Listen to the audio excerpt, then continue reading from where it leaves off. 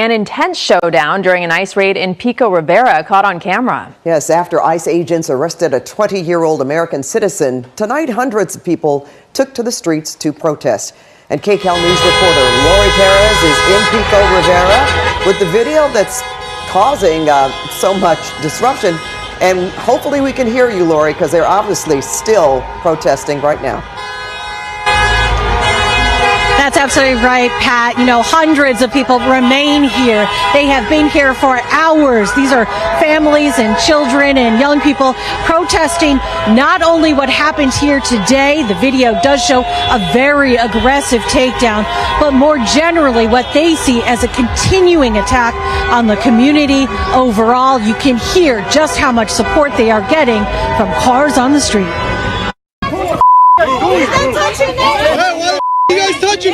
This video shows Adrian Andrew Martinez in the blue Walmart vest appearing to talk to federal agents and an agent pushing him back. He follows and then the smartphone recording the exchange goes flying. The video picks up again as agents wrestle the 20-year-old to the ground.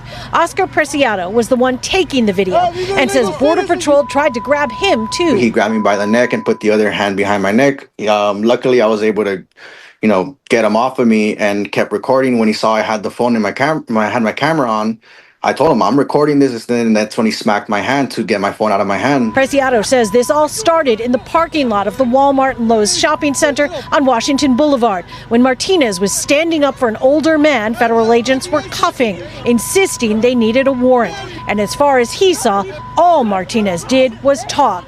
Preciado, who works for a delivery service, says he talks to Martinez almost every day when he comes to pick up orders at Walmart. He says the crowd was screaming he's a U.S. citizen. And they kept trying to get us to back away. When they realized there was like 10 of us that were recording, some other guys from an unmarked vehicle came out of it with their guns in their hand, pointing at us and everything. And you could hear in one of the other videos, one of the guys like loads it up, like he cocks it like ready to open on us, and they try to intimidate us. And yeah, it was like 4 or 5 of them that were tackling that kid, and he's like maybe 100 pounds. Tonight, Martinez's family says they do not know where he is. They went to the federal detention center and were told he was not there, but that he is likely going to be charged with assaulting a federal officer.